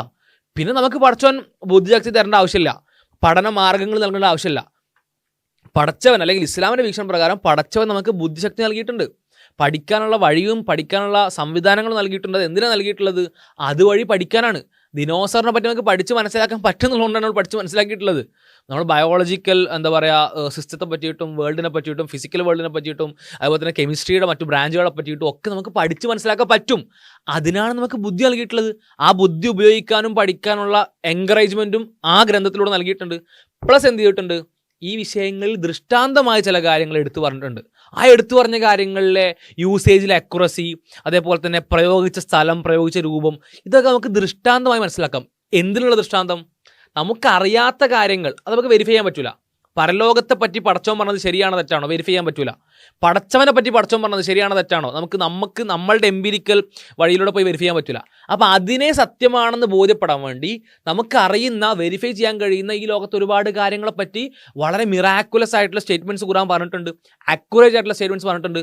അങ്ങനെ ഒരു 10 വിഷയം പറയുമ്പോഴേക്ക്, 10 എന്നുള്ള വെറുതെ ഒരു നമ്പർ എടുത്താണ്, ഒരു 10 വിഷയം ഉദാഹരണത്തിന് പറയുമ്പോഴേക്ക് ദുനിയാവിലുള്ള 1 കോടി വിഷയങ്ങൾ ഇതിൽ പറയണമെന്ന് വാശി പിടിക്കുന്നത് അതെന്താണ്? ഇത് ചെറിയ കുട്ടികളോടല്ലല്ലോ സംസാരിക്കുന്നത്, വളരെ എന്താ പറയുക അന്തവും ബുദ്ധിയും ഇല്ലാത്ത ആൾക്കാരോടല്ലോ സംസാരിക്കുന്നത്. ഇത് എന്തിനാണ് പറയുന്നത് മനസ്സിലാക്കുക. മനുഷ്യനെ പറ്റി പറയുകയാണെങ്കിൽ എന്താ പറയുക, മനുഷ്യൻ്റെ സകല കാര്യങ്ങളെ പറ്റി പറയണമെന്നല്ല, മനുഷ്യനെ പറ്റി എന്താണോ പറയേണ്ടത് അത് പറയുന്നുണ്ട് എന്നുള്ളതാണ്. പിന്നെ സ്ഥിരം ആർഗ്യുമെന്റുകളാണ്. ഒന്ന് ഡിനോസർ ഖുറാനിലില്ല അല്ലെങ്കിൽ മതഗ്രന്ഥങ്ങളിലില്ല. രണ്ടാമത്തത് സയൻസ് എന്ന് പറയുന്നത് മതം സയൻസിനെതിരാണ്. അതിനും വളരെ കൃത്യമായ മറുപടി, അക്യുറേറ്റ് ആണ്, നമ്മൾ വിശദീകരിക്കേണ്ട ആവശ്യം പോലും ഇല്ലാത്ത രൂപത്തിൽ പറയുന്നു. नहीं रोकता, अगर रोकता है तो गलत करता है. रिलीजियन साइंटिज्म को रोकता है, जिसमें हमारे जावेद साहब मुब्तला हैं. साइंस और साइंटिज्म में फर्क है. साइंटिज्म यह है कि आप समझें कि साइंस और साइंटिफिक मेथोडोलॉजी ये नॉलेज को हासिल करने का वाहिद सोर्स ऑफ नॉलेज है. यह है साइंटिज्म. हम इसे रिजेक्ट करते हैं. हम साइंस को तो तरक्की करते हैं. भाई आप हमारी पूरी तारीख पढ़ लें तो आपको पता चल जाएगा. അപ്പോൾ വളരെ കൃത്യമായിട്ട് സയൻസ് എന്ന് പറയുന്നത് ഈ പ്രപഞ്ചത്തെക്കുറിച്ച് പഠിക്കാനുള്ള ഒരു വഴിയാണ്. ആ സയൻസിന് റിലീജിയനെതിരല്ല. റിലീജിയനെതിരായത് എന്തിനാണ്? സയന്റിസത്തിനാണ്. സയന്റിസം എന്ന് പറഞ്ഞാൽ എന്താ? ശാസ്ത്രം മാത്രം എന്ന് വെച്ചാൽ ശാസ്ത്രം മാത്രമാണ് അറിവിനുള്ള ഏകമാർഗം. ശാസ്ത്രത്തിലൂടെ അല്ലാതെ വേറെ ഒരു വഴിയിലൂടെയും അറിവ് നേടാൻ പറ്റില്ല എന്ന വാദത്തിനാണ് റിലീജിയനെതിരെ. കാരണം എന്താ, നമുക്ക് ലോജിക്കലായി യുക്തിപരമായിട്ട് അറിവ് നേടാൻ പറ്റും, ടെസ്റ്റിമോണിയലായിട്ട് അറിവ് നേടാൻ പറ്റും, ഇൻഡ്യൂറ്റീവായിട്ട് അറിവ് നേടാൻ പറ്റും. ഈ മൂന്നിനെയും നിഷേധിച്ചുകൊണ്ട് എംപിരിക്കൽ മാത്രമാണ് എന്ന് വെച്ചാൽ സയൻസിലൂടെ മാത്രമാണ് അറിവ് നേടാൻ പറ്റുക എന്ന് പറയുന്നത് യഥാർത്ഥത്തിൽ അതിനെയാണ് മതം അത് സയൻസിന് പോലും എതിരാണ്, അല്ലെങ്കിൽ ശാസ്ത്രത്തിന്റെ പോലും നിലനിൽപ്പിനെതിരാണ് എന്നുള്ളതാണ് പറയുന്നത്. നമ്മളെ ലെറ്റ്സ് ടാക്കിന്റെ എപ്പിസോഡ് കണ്ടാൽ വളരെ വ്യക്തമാവും. ഒരുപാട് ആളുകൾ അത്തരം വിഷയങ്ങളോട്ട് വന്നിട്ടുണ്ട്. ലെറ്റ്സ് ടോക്കിൽ വളരെ വിശദമായിട്ട് അത് പറഞ്ഞിട്ടുണ്ട്. അത് വളരെ സിമ്പിളായി വളരെ ലളിതമായിട്ട് എന്ത് ചെയ്യുന്നു ഷമാലിനദി പറയുന്നു. മാത്രമല്ല അദ്ദേഹം വീണ്ടും ആവർത്തിച്ച് പറയുന്നുണ്ട്, ഒരു റാഷണൽ ആർഗ്യുമെന്റ് പോലും, അതായത് ദൈവം ഇല്ല എന്ന് സ്ഥാപിക്കാൻ വന്നിട്ട് ഒരു റാഷണൽ ആർഗ്യുമെന്റ് പോലും ഇല്ല എന്ന് മാത്രമല്ല, അദ്ദേഹം സമർപ്പിച്ച റാഷണൽ ആർഗ്യുമെന്റിന് ഒരു മറുപടിയും ഇല്ല. അദ്ദേഹം വിശദീകരിക്കുന്നത് आपने गॉड के न होने पर कोई डेफिनेटिव आर्ग्यूमेंट नहीं दिया, सिर्फ मजहब पे बात कर रहे हैं आप। मजहब तो आज हमारा टॉपिक ही नहीं था। आज तो हमारा टॉपिक हो, आप मजहब से ले लेकर आईएस तक चले गए। भाई हमारा क्या ताल्लुक है उससे? We condemn them. और उसका गॉड से क्या ताल्लुक है? अगर कोई गलत काम कर रहा है, किसी ने किसी को कत्ल किया, किसी ने किसी का रेप किया, उसको सजा मिलनी चाहिए। और आपके पास कोई भी rational strong foundation of morality नहीं है। അപ്പൊ ഇത് വേറൊരു വിഷയമാണ്. എന്നുവെച്ചാല് ഇദ്ദേഹം ദൈവം ഇല്ല എന്ന് പറയാൻ വേണ്ടി IS കാര്യം അത് പറയുന്നത്. ഫസ്റ്റ് മതബിലേക്ക് പോവാണ്, അല്ലെങ്കിൽ മതങ്ങളിലേക്കോ അല്ലെങ്കിൽ വേദഗ്രന്ഥങ്ങളിലേക്കോ പോവാണ്. ആ വേദഗ്രന്ഥങ്ങളെ പറ്റിയിട്ടുള്ള വിമർശനം, ജബ്ബാർമ സ്ട്രാറ്റജി, ഇത് പടച്ചോനെ പറ്റി ദൈവത്തെ പറ്റി പറയാൻ ഞങ്ങളില്ല, എന്താ പറയാ, വേദഗ്രന്ഥങ്ങളെ പറ്റി പറയുകയാണെങ്കിൽ ഞങ്ങൾ പഴയ ടെംപ്ലേറ്റ് കൊണ്ട് എന്ത് ചെയ്യാം, അപ്ലൈ ചെയ്യാന്നുള്ളതാണ്. അതേ അവർക്ക് അറിയുള്ളൂ. ആ ടെംപ്ലേറ്റിനെ പറ്റി മാത്രമേ ധാരണ ഉള്ളൂ. ആ ടെംപ്ലേറ്റിനെ പറ്റി അറിഞ്ഞിട്ട് നേരെ ദൈവമില്ല എന്ന് ബോധത്തിലേക്ക് എത്തിയ ആളുകളാണ്. ദൈവത്തെ പറ്റി അവർക്കൊരു തേങ്ങ അറിയില്ല എന്നുള്ളതാണ്. അത് അറിയുമെങ്കിൽ അവരത് പറയുമായിരുന്നു. അപ്പോൾ അവർക്കത് പറയാൻ പറ്റുന്നില്ല എന്ന് പറഞ്ഞതാണ്. അവർക്ക് ആകെ പറയാൻ പറ്റുന്ന മതവിനെ പറ്റിയിട്ടാണ്, അല്ലെങ്കിൽ മതങ്ങളെ പറ്റിയും വേദഗ്രന്ഥങ്ങളെ പറ്റിയിട്ടാണ്. അവിടെ വേദഗ്രന്ഥങ്ങളെ പറ്റി പറഞ്ഞ് IS പോകുന്നു. പക്ഷെ മലത് ചോദിക്കുന്നു, ഞങ്ങളെങ്ങനെയാണ് IS ചെയ്യുന്ന കാര്യങ്ങൾക്ക് ഞങ്ങളുടെ മറുപടി പറയേണ്ടത്? കാരണം ഞങ്ങൾ എതിർക്കുന്നു, ഞങ്ങളവിടെ കണ്ടം ചെയ്യുന്നുണ്ട്, എതിർക്കുന്നുണ്ട്. അവർ ചെയ്യുന്ന കാര്യങ്ങൾ എന്താ പറയുക, തെറ്റാണെന്ന് പറയുന്നുണ്ട്, പ്രമാണവിരുദ്ധമാണെന്ന് പറയുന്നുണ്ട്, അവർ ചെയ്യുന്ന കാര്യങ്ങൾ വലിയ ക്രൂരതാണെന്ന് പറയുന്നുണ്ട്. അത് പറയാൻ ഞങ്ങൾക്കൊരു ബേസ് ഉണ്ട്. അത് തെറ്റാണെന്ന് പറയാൻ ഞങ്ങൾക്കൊരു ഒബ്ജക്റ്റീവ് മൊറാലിറ്റിയുടെ ബേസ് ഉണ്ട്. നിങ്ങൾക്കത് പറയാൻ എന്താണ് ഒബ്ജക്റ്റീവ് മൊറാലിറ്റിയുടെ ബേസ് എന്ന് ചോദിച്ച് അടുത്തൊരു വിഷയത്തിലേക്ക് കൊണ്ടുപോകാൻ. മാത്രമല്ല അതിൽ ഇയാൾ പലതരത്തിലുള്ള പ്രശ്നങ്ങൾ, ഈ ലോകത്ത് കുറേ പ്രശ്നങ്ങൾ, അതേപോലെ തന്നെ മതവിശ്വാസികൾ അടക്കം ചെയ്യുന്ന കുറേ തിന്മകളെ കുറിച്ചൊക്കെ പറയുന്നുണ്ട്. അപ്പോൾ വളരെ കൃത്യമായിട്ട് ഇതിന് വേറൊരു ഭാഗത്തുണ്ട്. तो आप इविल को कैसे डिसाइड करेंगे? How can you define evil objectively without God? देखिए, दुनिया में दो तरह के जानवर हैं, एक जो अकेले रहते हैं जंगल में और एक जो ग्रुप्स में रहते हैं। ग्रुप में जो भी रहेगा, चाहे वो आपका फाउंडेशन हो, चाहे कोई क्लब हो, चाहे कोई पॉलिटिकल पार्टी हो, चाहे कोई यूनिट हो, उसमें आपको इंटरेक्ट करने के रूल बनाने पड़ेंगे। यानी लोग तय करेंगे। लोग क्या अगर लोगों ने ये तय किया कि किसी का रेप करना सही, आप जस्टिफाई करेंगे? नहीं, आपका फाउंडेशन तो ये हो गया ना कि लोग इविल डिसाइड करेंगे। नहीं। अरे आप साथ में तभी रह सकते हैं जब कुछ आप ऐसे उसूल डेवलप करें जिसमें हर एक का बेसिक तहफ़्फ़ुज़, हर एक का बेसिक राइट हो और हर एक को कोई आराम मिले। यही तरीका है किसी भी ऑर्गेनाइजेशन जिसमें एक से ज़्यादा लोग हैं और वो ऐसे चलती है ज़िंदगी। उसमें अगर आप गड़बड़ करेंगे तो तबाही होगी, नुकसान होगा, बर्बादियाँ आएंगी। सर आपकी बात आ गई, आप ये कह रहे हैं कि लोग डिसाइड करेंगे क्या सही है क्या गलत है, यही है? मेजॉरिटी डिसाइड करेगी क्या सही है क्या गलत है? अरे भाई बिल्कुल। मेजॉरिटी अगर ये कहे कि नाजी जर्मनी के साथ जिस तरह मेजॉरिटी थी कि जेनोसाइड करना सही, आप जस्टिफाई करेंगे? उस वक्त आपका ये हाँ, उस वक्त प्लेनेट पे जो लोग थे उनमें कितने लोग हिटलर को सही समझते? अच्छा, प्लेनेट की मेजॉरिटी तय करेगी, सोसाइटी की नहीं। प्लेनेट की मेजॉरिटी गॉड के एग्जिस्टेंस को सही मानती है, आप क्यों नहीं मानते? हेलो ये क्रॉस क्वेश्चन का राउंड यहाँ पर समाप्त होता है।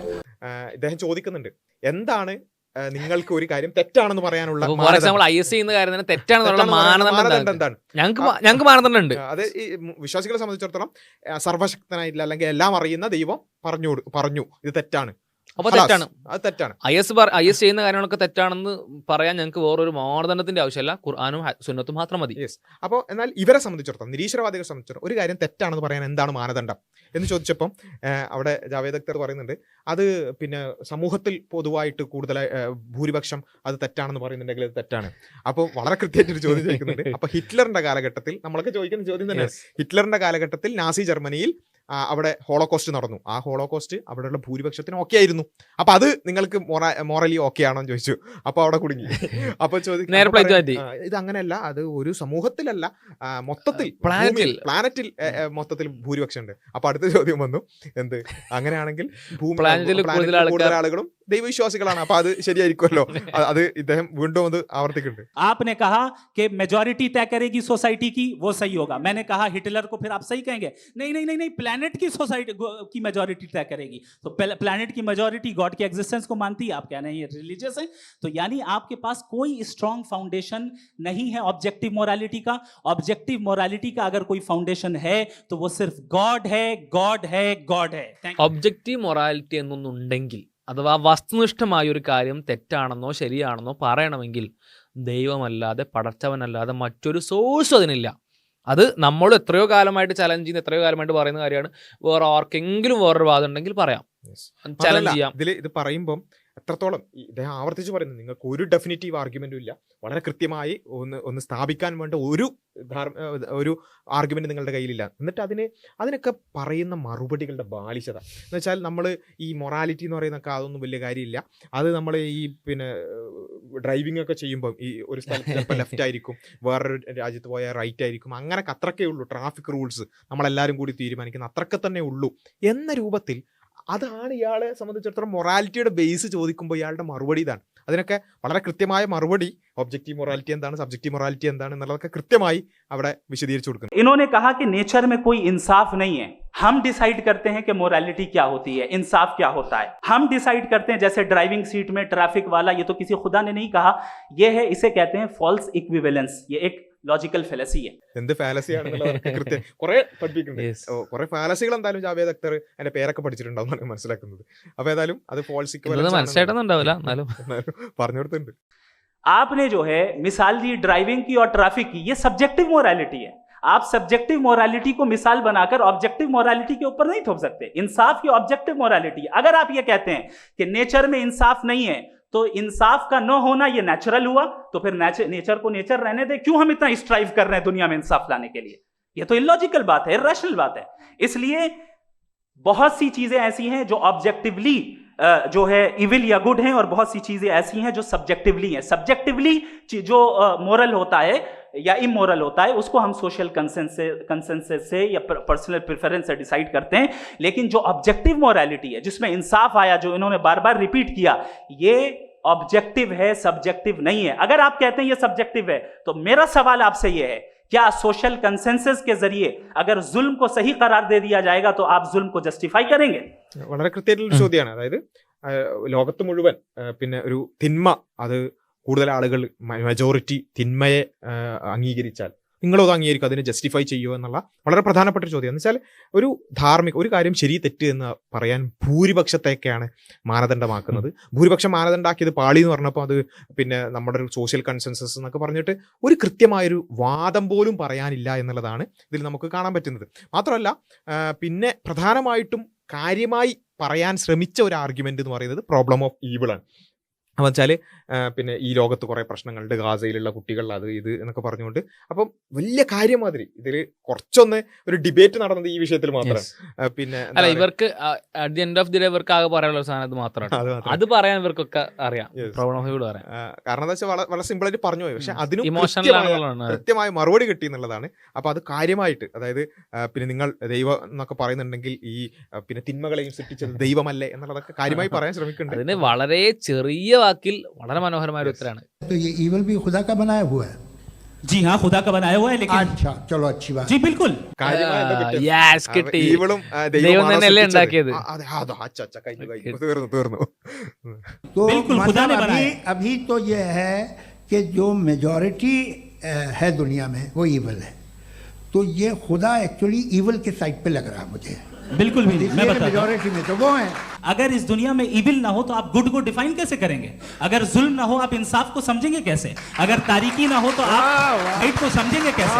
വളരെ കൃത്യമായി ചോദ്യം ചോദിച്ചപ്പോ അതിന് മറുപടി ഇല്ലാതെ തിന്മയില്ലെങ്കിൽ എങ്ങനെയാണ് നിങ്ങൾ നന്മനെ മനസ്സിലാക്കുക, അതുപോലെ അനീതി ഇല്ലെങ്കിൽ എങ്ങനെയാണ് നിങ്ങൾ നീതിനെ മനസ്സിലാക്കുക എന്ന ചോദ്യത്തിന് ഇങ്ങനത്തെ ചോദ്യങ്ങൾ വരുമ്പോൾ ഒരു പിന്നെ മറ്റേ കൊഞ്ഞനം കുത്ത ചെയ്യുക.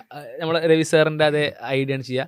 കുറെ പറഞ്ഞ് ചിരിക്കും, അല്ലെങ്കിൽ എന്താ എന്നൊക്കെ പറഞ്ഞിട്ട് അവസാനിപ്പിക്കും. കാരണം ഉത്തരല്ല, മറുപടി ഇല്ല. बहुत अच्छे. अभी और सुन ले, अभी और बाकी है. ये तो बात बहुत पसंद आई साहब मुझे, कि जब तक रेप ना हो तब तक औरतों की इज्जत का ख्याल आपने मेरा जवाब पूरा सुना ही नहीं. जब तक के बच्चों का कत्ल ना किया जाए तब तक आपको बच्चों की मासूमियत की इज्जत. आपने पूरा जवाब सुना ही क्या नहीं. बात है, क्या आपने नुक्ता निकाला? आपने पूरा जवाब सुना ही नहीं. आप सुन लें, मेरी बात सुन लें. ये मैंने आपको एक चीज बताई. दूसरी चीज, इस दुनिया में हम आए हैं टेस्ट के लिए. हमारा टेस्ट हो रहा है और हर इंसान का अलग अलग अंदाज में टेस्ट होता है. और इस दुनिया में अगर इविल मौजूद है तो वो इविल जरिया है हमारे अंदर ह्यूमन नोबल क्वालिटीज को डेवलप करने का और अलग अलग फील्ड में प्रोग्रेस करने का. വളരെ വിശദമായി വിശദീകരിക്കേണ്ടുന്ന ഒരു കാര്യമാണ്. വളരെ സിമ്പിളായിട്ട് അദ്ദേഹം പറഞ്ഞിട്ടുള്ളത്. അതായത് ഇവിടെ ഈവിൾ ഉണ്ടെങ്കിലാണ് നമ്മുടെ നോബൽ ക്വാളിറ്റീസ്, നമുക്ക് ആ ഒരു സോൾ ബിൽഡിംഗ് എന്ന് പറയുന്ന ഒരു കാര്യം നടക്കുക എന്നുള്ളതാണ്. എന്ന് വെച്ചാൽ ഇവിടെ നന്മയും തിന്മയും ഉണ്ടെങ്കിലാണ് നമ്മുടെ നന്മ അത് ഒരാൾക്ക് സോൾ ബിൽഡിംഗ് നടത്താൻ സാധിക്കുക എന്നുള്ളതാണ്. അൾട്ടിമേറ്റ്ലി പരീക്ഷണം പൂർത്തീകരിക്കണമെങ്കിൽ എന്ത് ചെയ്യണം? ഇപ്പം ഞാൻ നന്മയോ തിന്മയോ തിരഞ്ഞെടുക്കുന്ന പരീക്ഷണം ആണ് ഞാൻ എന്താ പറയുക, അതിനാണ് ഞാൻ വിധേയനായിക്കൊണ്ടിരിക്കുന്നത്. ആ പരീക്ഷണം പൂർത്തീകരിക്കണമെങ്കിൽ നന്മയും തിന്മയും എൻ്റെ മുന്നിൽ വേണം. നന്മ മാത്രമാണ് എൻ്റെ മുന്നിലുള്ളൂ എങ്കിൽ ആ പരീക്ഷണത്തിന് വിധേയനാകുന്നില്ല. പരീക്ഷണത്തിനാണ് പടച്ചവനെ സൃഷ്ടിച്ചിട്ടുള്ളത്, അത് പടച്ചവനാണ് തീരുമാനിക്കേണ്ടത്. നമ്മൾ പരീക്ഷിക്കണോ വേണ്ടതെന്ന് പടച്ചവനാണ് തീരുമാനിക്കേണ്ടത്. അവൻ സൃഷ്ടിച്ച ഒരുപാട് സൃഷ്ടികളും പരീക്ഷിക്കുന്നില്ല, ചില സൃഷ്ടികൾ മാത്രമേ പരീക്ഷിക്കുന്നുള്ളൂ. അത് അവൻ്റെ തീരുമാനമാണ്. ജിന്നിനെയും മനുഷ്യനെയും മാത്രമേ പരീക്ഷിക്കുന്നുള്ളൂ, എന്തുകൊണ്ട് ബാക്കിയുള്ളവരെ പരീക്ഷിക്കുന്നില്ല? അത് അവൻ്റെ തീരുമാനമാണ്. എന്തുകൊണ്ട് നമ്മളെ പരീക്ഷിക്കുന്നത് അവൻ്റെ തീരുമാനമാണ്. അവൻ അതിനുവേണ്ടി നമ്മൾ സൃഷ്ടിച്ചത്. അപ്പോൾ പരീക്ഷണത്തിനാണ്. ഇപ്പം നേരത്തെ പറഞ്ഞ പോലെ തന്നെ ഒരു കാര്യം എന്തിനാണോ ക്രിയേറ്റ് ചെയ്തത്, എന്തിനാണോ ഉണ്ടാക്കിയിട്ടുള്ളത്, എന്തിനാണോ ചെയ്യുന്നത്, അത് നടക്കുന്നുണ്ടെങ്കിൽ അത് ബെറ്റർ ക്രിയേഷൻ ആവുക. അപ്പോൾ മനുഷ്യനെ പരീക്ഷണത്തിന് വേണ്ടി സൃഷ്ടിച്ചിട്ട് മനുഷ്യൻ്റെ മുമ്പിൽ നന്മ മാത്രമേ നൽകിയിട്ടുള്ളതെങ്കിൽ അത് വീക്ക് ക്രിയേഷനാണ്. അത് കാരണം അത് ബെറ്റർ ക്രിയേഷൻ ആവണമെങ്കിൽ പരീക്ഷണം നടക്കാൻ പറ്റുന്ന സാഹചര്യം വേണം, പരീക്ഷണം നടക്കാൻ പറ്റുന്ന പ്രകൃതവും വേണം. പരീക്ഷണത്തിന് വേണ്ടി സൃഷ്ടിക്കുകയും പരീക്ഷണം നടക്കാൻ പറ്റുന്ന പ്രകൃതവും സാഹചര്യവും ഇല്ലാതിരിക്കുകയും ചെയ്യുന്നത് വീക്ക്നെസ് ആണ്. ഇവിടെ എന്താണ്, മനുഷ്യനെ പരീക്ഷണത്തിന് വേണ്ടി സൃഷ്ടിച്ചിരിക്കുന്നു, അവൻ്റെ മുന്നിൽ പരീക്ഷണത്തിലുള്ള സാഹചര്യം ഉണ്ടാകുന്നു, അവന് പരീക്ഷണത്തിന് വിധേയനാകാൻ പറ്റുന്ന ഒരു കണ്ടീഷൻ ഉണ്ടാകുന്നു, അവൻ്റെ മുന്നിൽ നന്മയും തിന്മയുണ്ട്, അവന് നന്മയും ചെയ്യാം തിന്മയും ചെയ്യാം, അപ്പോഴേ പരീക്ഷണം പൂർത്തിയാകുന്നുള്ളൂ. ആ സൃഷ്ടിപ്പിന്റെ ലക്ഷ്യം അവിടെ പൂർത്തിയാകുന്നുള്ളൂ. മാത്രമല്ല തിന്മയുണ്ടെങ്കിലേ നന്മ നന്മ ചെയ്യുന്നതിന് ഒരു പ്രാധാന്യമുള്ളൂ. പ്രാധാന്യമുള്ളൂ. Yes. കാരണം എനിക്ക് വ്യഭിചരിക്കാൻ പറ്റൂല, വ്യഭിചരിക്കാൻ പറ്റാത്തൊരു സാഹചര്യം ഉള്ളതെന്ന് വിചാരിക്കുക. അങ്ങനെ പിന്നെ ഞാൻ വ്യഭിചരിക്കാതിരിക്കുന്നതിന് എന്ത് വാല്യൂ ഉള്ളത്? അതെ. അപ്പോൾ അങ്ങനെ ആ നോബൽ ക്വാളിറ്റീസ് ഓൾറെഡി തിന്മ ചെയ്യാനുള്ള സാഹചര്യം ഉണ്ടായിരിക്കെ ഞാനത് ചെയ്യാതിരിക്കുമ്പോഴും നന്മ ചെയ്യുമ്പോഴുമാണ് എന്ത് ചെയ്യുന്നത്, അവിടെ ആ ഒരു സോൾ ബിൽഡിംഗ് നടക്കുന്നത്. ഇത് വളരെ സിമ്പിളായിട്ട് പിന്നെ വളരെ രസകരമായിട്ടും എന്ത് പറയുന്നുണ്ട്. മാത്രമല്ല ഇയാൾ പിന്നെയും ഇമോഷണലി അപ്പോൾ തിന്മയടക്കം ദൈവം തന്നെ അല്ലേ സൃഷ്ടിച്ചത് എന്ന് ചോദിക്കാൻ ശ്രമിക്കുന്നുണ്ട്. നല്ലൊരു എക്സാമ്പിൾ വരുന്നുണ്ട്. और अगर हमारे अंदर और इस दुनिया में इविल नहीं होता तो बताइए टेस्ट का मतलब क्या होता? अगर मैं अपने स्टूडेंट को MCQs दूं और उसमें सिर्फ राइट आंसर लिख कर दे दूं और कहूं तुम्हारा टेस्ट हो गया, ये मीनिंगलेस है. इस दुनिया में अगर हम टेस्ट के लिए आए हैं तो जाहिर है गुड एंड इविल दोनों मौजूद है. അപ്പോൾ വളരെ സിമ്പിളാണ് അല്ലേ? ഒരു മൾട്ടിപ്പിൾ ചോയ്സ് ക്വസ്റ്റ്യൻ എന്താണെന്ന് അറിയാമെന്ന് വിചാരിക്കുന്നു. അതിൽ ഒരു ക്വസ്റ്റ്യൻ ഉണ്ടാവും, 4 ഓപ്ഷൻസ് ഉണ്ടാവും. ആ 4 ഓപ്ഷൻസിൽ 3 തെറ്റായിരിക്കും, 1 ശരിയായിരിക്കും. അപ്പോൾ ഒരു ടെസ്റ്റ് ആവണമെങ്കിൽ എന്ത് ചെയ്യണം? 3 തെറ്റും 1 ശരിയും ഉണ്ടാവണം, എന്നാലേ അത് ടെസ്റ്റ് ആവുള്ളൂ, പരീക്ഷണമാവുള്ളൂ. പരീക്ഷണത്തിന്റെ ബേസിക് ക്വാളിറ്റി അതാണ്. എല്ലാം ശരിയാക്കി കൊടുത്തു, എല്ലാ ഓപ്ഷൻസും ശരി. എന്നിട്ട് നിങ്ങൾ പറയാം നിങ്ങൾ പരീക്ഷ എഴുതൂ, എല്ലാ ഓപ്ഷൻസും ശരിയാണ്, ABCD എല്ലാം ആൻസർ ചെയ്താലും എല്ലാം ശരിയാണ്, എന്നിട്ട് നിങ്ങൾ പരീക്ഷ എഴുതൂ എന്ന് പറഞ്ഞാൽ അങ്ങനെ ഉണ്ടാവും. അവിടെ എയും ബിയും ഡിയും തെറ്റായിരിക്കുകയും സി ശരിയാവുകയും ചെയ്യുമ്പോഴാണ് സി മാർക്ക് ചെയ്യുന്നതിന് വല്ല വാല്യൂ ഉണ്ടാവുക. അതേപോലെ ഈ ലോകത്ത് തിന്മകളും ഉണ്ടാവണം, നന്മയും ഉണ്ടാവണം, എന്നിട്ട് നന്മ ചെയ്യുമ്പോഴാണ് അതിന് വില ഉള്ളൂ, അല്ലെങ്കിൽ അതിന് വാല്യൂ ഉള്ളൂ. ഇത് പരീക്ഷണം അല്ലെങ്കിൽ പരീക്ഷ എന്ന് പറയുന്നതിന്റെ ബേസിക് ക്വാളിറ്റി എന്ന് പറഞ്ഞാൽ അവിടെ ഒന്നിലധികം ഓപ്ഷനുകൾ ഉണ്ടായിരിക്കുകയും ആ ഓപ്ഷനിൽ ഒന്ന് മാത്രം തെരഞ്ഞെടുക്കപ്പെടേണ്ടതായിട്ട് നിലനിൽക്കുകയും ചെയ്യുന്നത് പരീക്ഷ ആകുന്നുള്ളൂ. അതിന് നമ്മളെ റിയൽ ലൈഫ് എക്സാമ്പിൾ ഇതിനേക്കാൾ നല്ലതൊന്നും വേറെ ഇല്ല എന്നുള്ളതാണ്. ഒരു ചെറിയൊരു കാര്യം പറയുന്നുണ്ട്. क्या बात कर रहे हैं भाई आप? मैं बहुत कोई भी जो मुंसिफ होगा, चाहे आपका अपना घर हो जिसके आप सबसे बड़े हैं, चाहे आपकी ऑर्गेनाइजेशन हो जो आप चलाते हैं, वहाँ पर आप इवन रखेंगे साबित करने को कि बाकी लोग शरीफ हैं. मेरी बात सुन क्या लें. ये आर्ग्यूमेंट ही गलत है? अगर कि जब तक के कोई इवल नहीं होगा तब तक के शरीफ आदमी शरीफ नहीं लगेगा. अगर एग्जामिनर गलत ऑप्शन दे रहा है तो एग्जामिनर इविल नहीं हो गया, जो गलत ऑप्शन को सेलेक्ट कर रहा है वो फेल होगा. क्रिएटर ने इविल को बनाया है लेकिन वो इविल नहीं है. अच्छा सुनिए मेरी चलिए, बात, लेट मी कंप्लीट सर. जी जी. क्रिएटर ने इविल को बनाया है टेस्ट के लिए, वो इविल नहीं है. इविल वो होगा जो उसे इख्तियार करेगा. छुरी को बनाने वाला गलत नहीं होता है, छुरी का गलत इस्तेमाल करने वाला गलत होता है. വളരെ പെർഫെക്റ്റ് വളരെ പെർഫെക്റ്റ് ആണ്. അതായത് ഇപ്പോൾ ഒരു എക്സാമിനർ തെറ്റായിട്ടുള്ള ഓപ്ഷൻ കൊടുത്തു എന്നുള്ളത് കൊണ്ട് ആ തെറ്റായ ഓപ്ഷൻ സെലക്ട് ചെയ്യുന്നവനാണ് ഫെയിൽ ആകുന്നത്. Yes. അല്ലാതെ തെറ്റായ ഓപ്ഷൻ കൊടുത്ത ഈ എക്സാമിനർ അല്ല ഫെയിൽ ആകുന്നത്, അയാളല്ല പ്രശ്നക്കാരനാകുന്നത്. ഒന്ന് ആലോചിച്ച് വെക്കുക. ഇതൊക്കെ വാദിക്കുന്ന ആളുകൾ ഒന്ന് ആലോചിച്ച് വെക്കുക. നിങ്ങളുടെ PTA മീറ്റിങ്ങിന് ടീച്ചർ എടുത്ത് പോവുക, ടീച്ചർ എന്ത് ടീച്ചറാണ് നിങ്ങൾ, തെറ്റുത്തരം പഠിപ്പിക്കുന്ന ടീച്ചറാണ് നിങ്ങൾ എന്ന് പറയാം. അപ്പൊ അതെന്താ ടീച്ചർ വിചാരിക്കുക, നിങ്ങൾ കൊടുത്ത ക്വസ്റ്റ്യൻ പേപ്പറിൽ തെറ്റുത്തരവും ഇല്ലേ, ഓപ്ഷനിൽ എയും ബിയും ഡിയും തെറ്റാണ്, സി മാത്രമാണ് ശരി, ഒറ്റ ശരിയുള്ളൂ, 3 തെറ്റാണെന്നൊക്കെ പറഞ്ഞ് ആരെങ്കിലും പറയോ, യുക്തികൾ ആരെങ്കിലും പറയോ? അവിടെയാണ് പറയുന്നത് ഇവിടെ ശരിയുത്തരവും തെറ്റുത്തരവും ഉണ്ട്. ആ തെറ്റുത്തരം അവിടെ ടെസ്റ്റിന് വേണ്ടിയാണ് കൊടുക്കുന്നത്. അത് കൊടുത്ത ടീച്ചർ അല്ല തെറ്റുകാരി. ആ തെറ്റുത്തരം ആൻസർ ചെയ്ത കുട്ടിയാണ് തെറ്റുകാരൻ. മനസ്സിലായില്ലേ? ഇത് അതേപോലെ ഇവിടെ നന്മയും തിന്മയും പടച്ചോൻ സംവിധാനിച്ചിട്ടുണ്ട്. തിന്മ ചെയ്യുന്ന മനുഷ്യനാണ് തെറ്റുകാരൻ, നന്മയും തിന്മയും സംവിധാനിച്ച പടച്ചോനല്ല തെറ്റുകാരൻ. മാത്രമല്ല നന്മയും തിന്മയും സംവിധാനിച്ച് നന്മ ചെയ്യാനുള്ള പരമാവധി പ്രോത്സാഹനം നൽകി, നന്മ ചെയ്താൽ എന്തൊക്കെ ഉപകാരം ഉണ്ടാവും എന്ന് പറഞ്ഞ് നന്മ മാത്രം ചെയ്യണം എന്ന് പറഞ്ഞ് തിന്മയെ പരമാവധി നിരുത്സാഹപ്പെടുത്തി, തിന്മ ചെയ്താൽ എന്തൊക്കെ പ്രശ്നം ഉണ്ടാവും എന്ന് പറഞ്ഞ് തിന്മയുടെ ബാഡ് കോൺസിക്വൻസുകൾ മൊത്തം പറഞ്ഞു തന്ന് നന്മ തിന്മ വെച്ച് ഇത്തരത്തിൽ നന്മയെ മാക്സിമം എൻകറേജ് ചെയ്ത് തിന്മയെ മാക്സിമം ഡിസ്കറേജ് ചെയ്ത് നമ്മളെ മുന്നിലേക്ക് ഓപ്ഷനായി നൽകിയ പടച്ചോൻ, നിങ്ങളുടെ ആ പടച്ചോൻ തെറ്റുകാരൻ. അതുകൊണ്ട് നമ്മൾ ഈ തിന്മ തെരഞ്ഞെടുത്ത് നമ്മൾ ഒക്കെ ഉഷാർ നല്ല മനുഷ്യന്മാർ. ഇത് മറ്റേ ടീച്ചറെ തോൽപ്പിക്കണം, അല്ലെങ്കിൽ ടീച്ചറെ ജോലിയിൽ നിന്ന് പിരിച്ചുവിടണം, കുട്ടി തോറ്റാൽ എന്ന് പറയുന്നത് പോലെയാണ്, അല്ലെങ്കിൽ കുട്ടി തെറ്റുത്തരം എഴുതിയത് കൊണ്ട് എന്ന് പറയുന്നത് പോലെ എത്ര വിഡിത്താണ്. അപ്പൊ എനിവേ ഞാൻ കൂടുതൽ വിശദീകരിക്കുന്നില്ല. നമുക്ക് ഇങ്ങനെയുള്ള ഒരുപാട് രസകരമായിട്ടുള്ള രംഗങ്ങളുണ്ട്. കൂടുതൽ എല്ലാം കൂടി പിന്നെ റിയാക്ട് ചെയ്യൽ പോസിബിൾ അല്ല എന്നുള്ളത് കൊണ്ട് മാത്രമാണ്.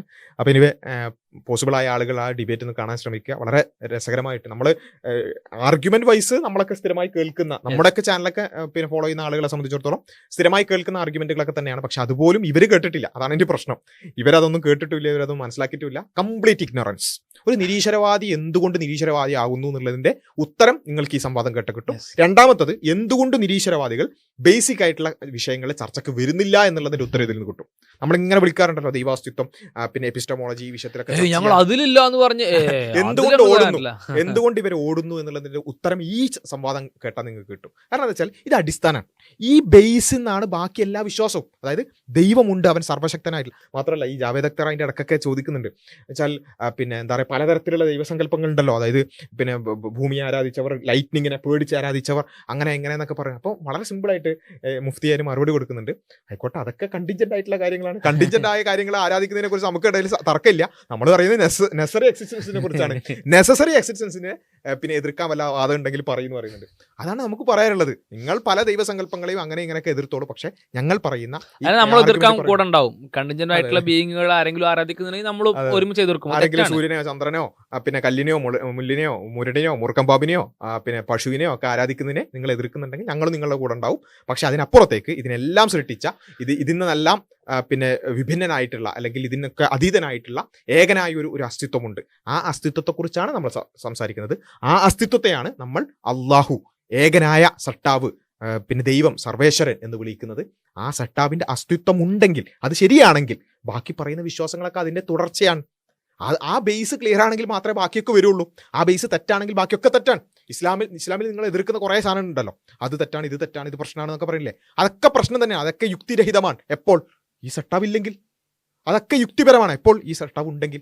അതുകൊണ്ട് ഇതാണ് ഏറ്റവും ബേസ്. ഇതാണ് ആദ്യം ചർച്ച ചെയ്യേണ്ടത്. അപ്പോൾ ആ ചർച്ചയിലേക്ക് ഇവർ വരാതിരിക്കാനുള്ള കാരണം ഈ സംവാദം കേട്ടാൽ നിങ്ങൾക്ക് മനസ്സിലാകും എന്നുള്ളതാണ് വളരെ ചുരുക്കി പറയാനുള്ളത്. അപ്പോൾ എനിവേ പ്ലസ് ഒപ്പം തന്നെ ഇതിന്റെ ട്രാൻസാക്ഷൻ മറ്റു വിഷയങ്ങളിൽ ആർക്കെങ്കിലും ഇനീഷ്യേറ്റ് എടുത്ത് വരാൻ പറ്റുമെങ്കിൽ ഫൈൻ, നമ്മൾക്കത് അപ്ലോഡ് ചെയ്യാം, നോക്കാം. ഓക്കെ. അപ്പോൾ ഇത്രയും കാര്യങ്ങളാണ് ഈ ഒരു വിഷയത്തിൽ പറയാനുള്ളത്. ഇതുപോലെയുള്ള മറ്റു വീഡിയോകൾ നമ്മുടെ ചാനൽ അപ്ലോഡ് ചെയ്യും. കൂടുതൽ അറിയാൻ നമ്മുടെ ചാനൽ സബ്സ്ക്രൈബ് ചെയ്യുക, കൂടുതൽ ആളുകളിലേക്ക് എത്തിക്കുക. അസ്സലാമു അലൈക്കും വറഹ്മത്തുള്ളാഹി.